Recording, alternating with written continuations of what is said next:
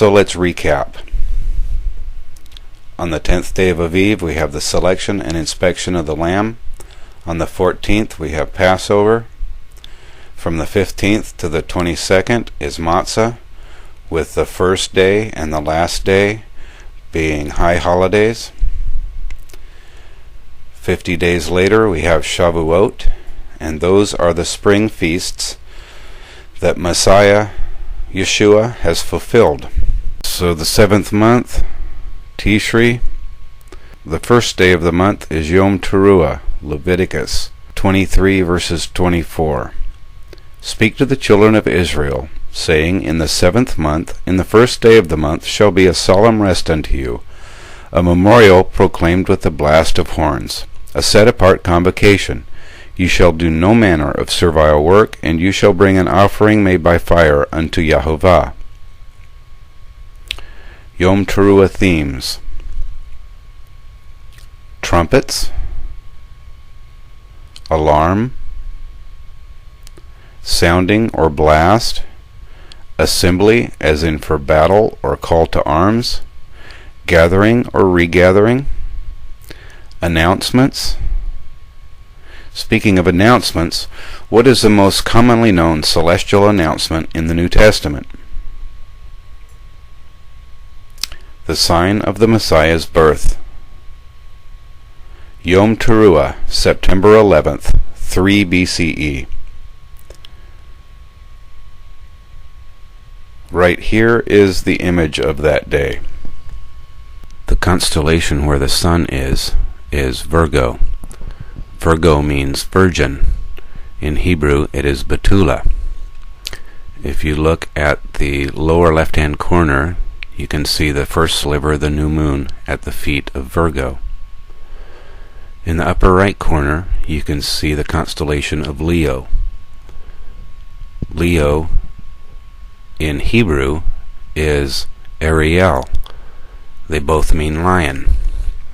The primary star in Leo is Regulus, which means regal one or king star. In Hebrew, that star's name is Melach, which means king. Interesting thing about this particular day is Jupiter is in conjunction with Regulus. Jupiter in Hebrew is Hatzerak, which means the righteous.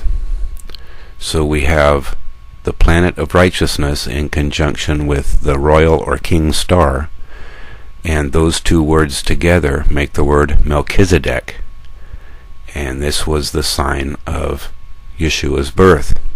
Matthew 24 verse 31, and he will send his angels with a shofar and a great voice, that they may gather together his chosen from the four winds, from the heights of heaven to its extremities.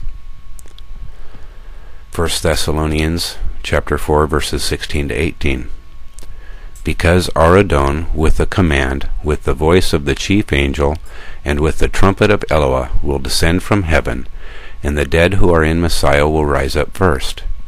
And then we who remain, who are living, will be caught up with them as one in the clouds for the meeting of our Adon in the air, and thus we will always be with our Adon. Therefore comfort one another with these words. Matthew 24:27. For as lightning goes out from the east, and appears even to the west, so will the coming of the Son of Man be. It will be no secret. So back to the Yom Teruah themes. We have the coronation of a king, and we have the day that no man knows. Since this happens on the first day of the month, and that must be witnessed, that is the day that no man can predict. All the other feasts happen at different times. We know exactly when they're going to happen, but this one we can't know for sure. Here we have a picture of a guy blowing his shofar. On Yom Teruah, it is customary that there are 4 different trumpet blasts blown in specific order, totaling 100 blasts. The first one is called the Tekiah. It's a straight, unbroken blast.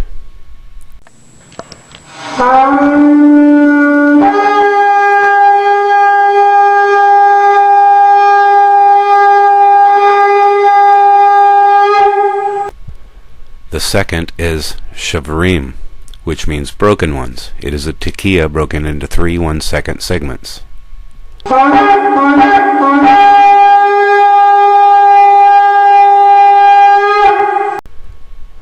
The third is the teruah. Teruah is a staccato division of the tekiah into 9 rapid-fire notes. This means the enemy is approaching. Each of these 3 lasts approximately 3 seconds, except the tekiah gadala.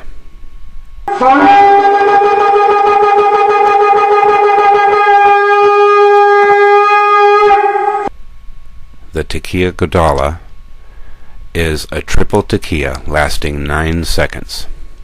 It is one blast, also known as the last great trump.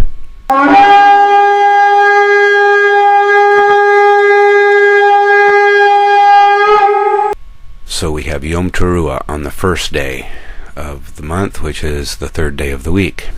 Next we're going to talk about Yom Kippur. Leviticus 23:26. And Yehovah spoke unto Moshe, saying, Howbeit on the 10th day of this 7th month is the Yom Kippur.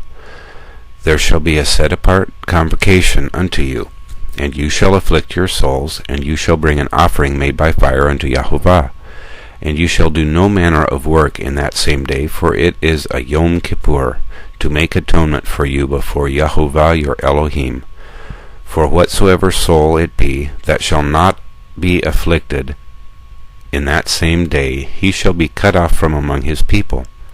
And whatsoever soul it be that does any manner of work in that same day, that soul I will destroy from among his people. And you shall do no manner of work. It is a statute forever throughout your generations in all your dwellings. It shall be unto you a Sabbath of solemn rest. And you shall afflict your souls in the 9th day of the month at even. From even unto even shall you keep your Sabbath. Yom Kippur themes. The day of Yehovah. It is that day, or the day.